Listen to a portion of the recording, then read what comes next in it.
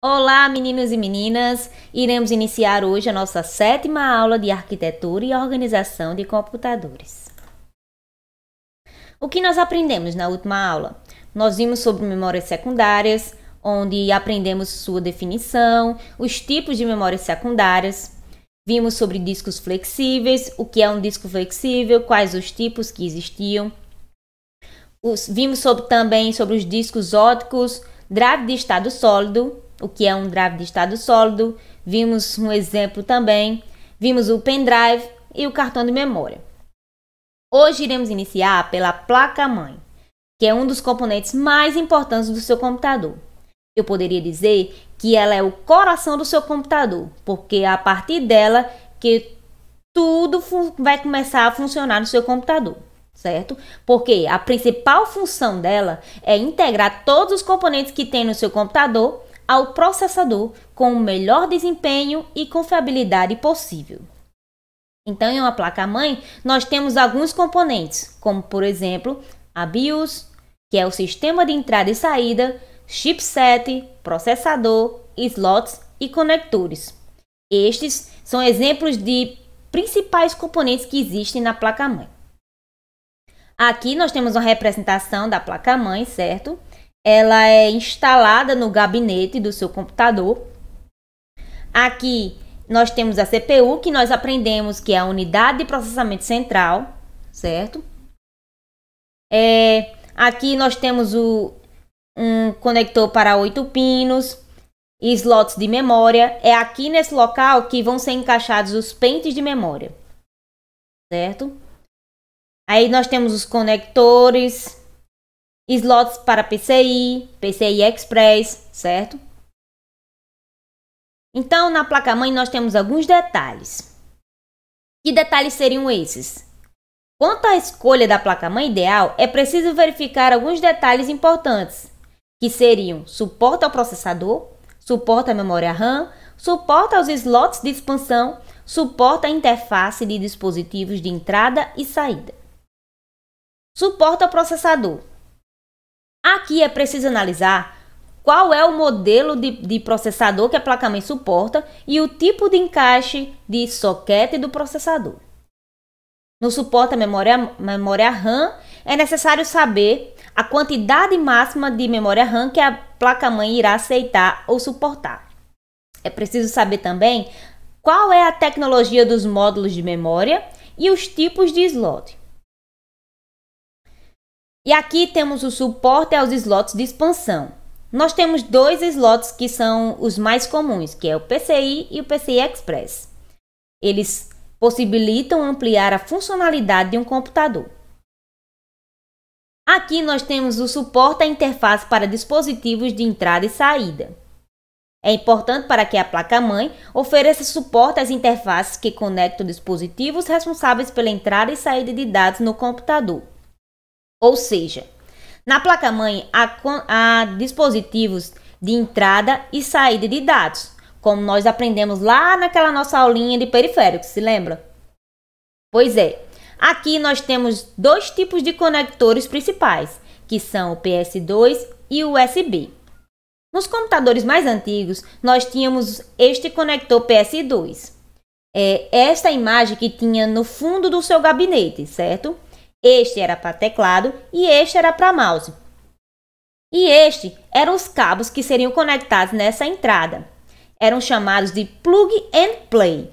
Por quê? Porque assim que você encaixava, você já poderia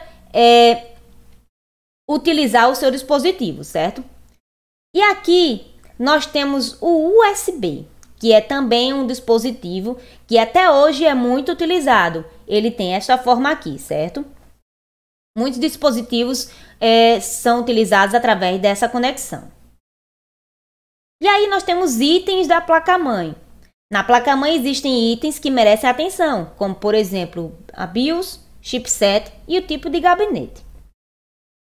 A BIOS é o sistema básico de entrada e saída de dados. É um programa de computador que é gravado pelo fabricante na memória ROM. Vocês se lembram o que é memória ROM? Memória ROM é memória de somente leitura. Se lembram disso? Então, aqui é necessário inicializar a placa-mãe, checar os dispositivos instalados e carregar o sistema operacional. Aqui nós temos o chipset, que é o que define as características da placa-mãe. E aqui temos o tipo de gabinete. A placa-mãe possui dimensões de acordo com o modelo e é necessário um gabinete correspondente. Muita gente chama isso de CPU, mas isso não é CPU, tá, gente? CPU é o quê? É a unidade central de processamento. O nome disso daqui é gabinete. Gabinete nada mais é do que uma caixa onde você vai colocar todos os componentes necessários para você utilizar o seu computador. E o principal deles é a placa-mãe. A placa-mãe será encaixada aqui, certo? E a partir dela, iremos conectar todos os outros dispositivos. Então, os componentes da placa-mãe. O socket corresponde a um ou mais orifícios, nos quais são encaixados plugs ou pinos. É o que proporciona o encaixe do processador na placa-mãe e determina quais processadores a placa-mãe é compatível. Aqui nós temos um exemplo de socket, certo?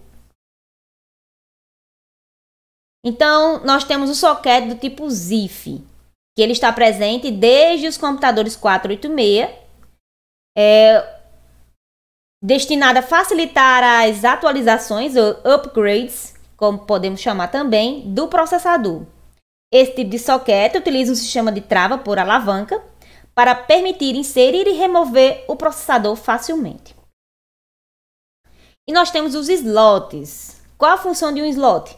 É ligar aquele dispositivo ao barramento. O que é que nós podemos ligar? Memórias, placas, periféricos, certo? Então, assim como os demais componentes de um computador, os barramentos também evoluíram nos últimos tempos, passando do slot ISA e portas seriais aos slots PCI Express e porta USB. Aqui nós temos uma representação do que seja um slot. O slot é aquele compartimento em que são encaixados as nossas memórias, placas, dispositivos que seriam encaixados na placa-mãe, certo? Aqui, ó, essas aberturas. Aqui eu tenho uma atividade para vocês. Eu quero que vocês me digam o que é uma placa-mãe, qual a função da placa-mãe, fala um pouquinho sobre os detalhes da placa-mãe e sobre os itens que ela tem, certo? Então, o que nós aprendemos hoje? Aprendemos sobre a placa-mãe, o que é essa placa-mãe, que para mim, é o componente mais importante do seu computador. Porque é a partir dela que encaixam-se todos os outros dispositivos. É a partir dela que funciona tudo. Então, para mim, ela é o coração do seu computador. Então, nós vimos nesta aula também alguns detalhes importantes da sua placa-mãe, alguns itens, e iniciamos também os componentes da placa-mãe. Aqui temos algumas referências. Por hoje é só. Tenha um bom dia e até a próxima aula, turma!